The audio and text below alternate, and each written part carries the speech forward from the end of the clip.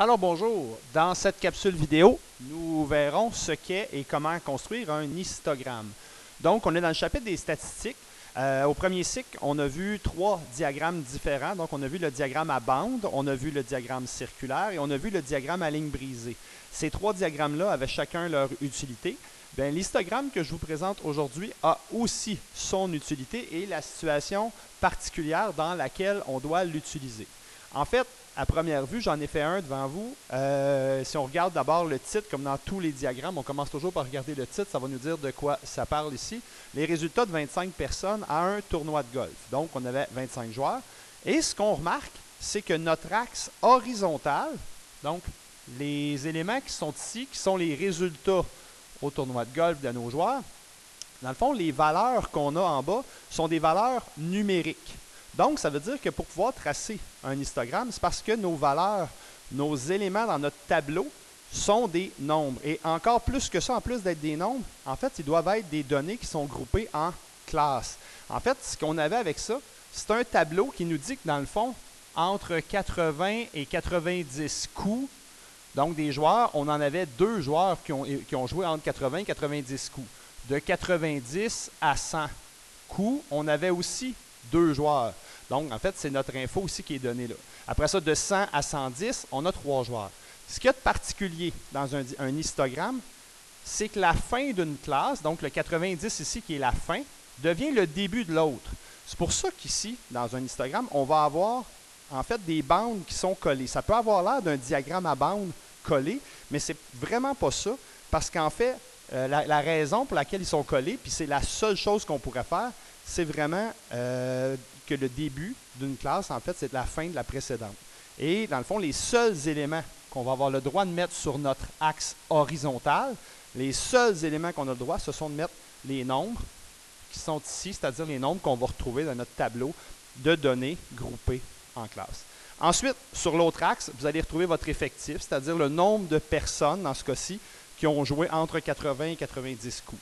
Le nombre de personnes qui ont joué entre 90 et 100, et ainsi de suite. On essaie d'utiliser le maximum d'espace dans un graphique, ça c'est certain. Et peut-être juste une petite note, le coin de votre graphique, le coin c'est toujours un 0,0.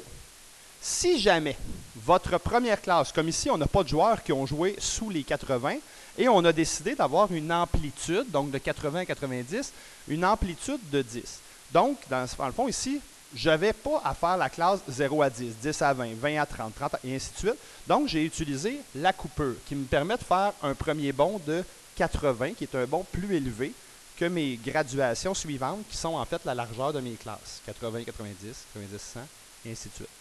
Donc, j'ai mis une coupure dans ce sens-là. Dans l'autre sens, je n'ai pas eu besoin parce que mon nombre de personnes était quand même un nombre qui était très bas. Donc, c'est mes éléments importants. Donc, première chose, un titre pour mon graphique. Les rectangles sont obligatoirement juxtaposés. Il faut absolument qu'ils soient collés.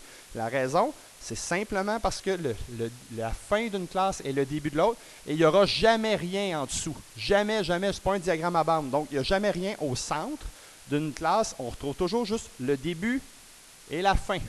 Et mes rectangles sont composés comme ça. Le caractère, dans le fond, j'oublie pas que j'ai un titre à mettre à mon axe des Zik, mon axe horizontal, et aussi un autre titre à l'autre axe. Donc, on va aller faire un exemple. On leur part du début pour voir comment on construit un histogramme. Alors, voici la situation. On a le nombre d'heures consacrées à regarder la télévision par semaine. Donc, étape 1, le titre que j'ai ici. Le titre que j'ai ici, je vais venir le mettre ici. Donc, le nombre d'heures consacré à regarder la télévision par semaine. Donc, étape 1, j'ai placé mon titre. Étape 2, je vais aller mettre mon titre à mon axe horizontal. Mon axe horizontal sera toujours celui-là ici. Dans ce cas-ci, c'est le temps en heures. Donc, je vais venir placer ici en dessous le temps, entre parenthèses, en heures. Ça va bien pour ça. Dans l'autre sens, le nombre d'élèves. Donc, NB pour nombre d'élèves. Donc, j'ai placé mes titres.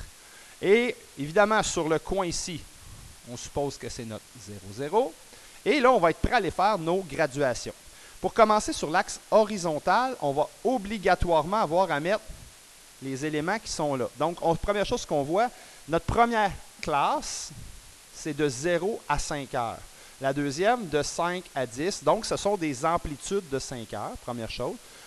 Elle débute à 0. Donc, comme ça débute à 0, je n'aurai pas de coupure d'axe à venir faire ici. Évidemment, non, je ne ferai pas de coupure d'axe comme je viens de faire là, parce que mon premier rectangle va débuter directement collé sur l'axe.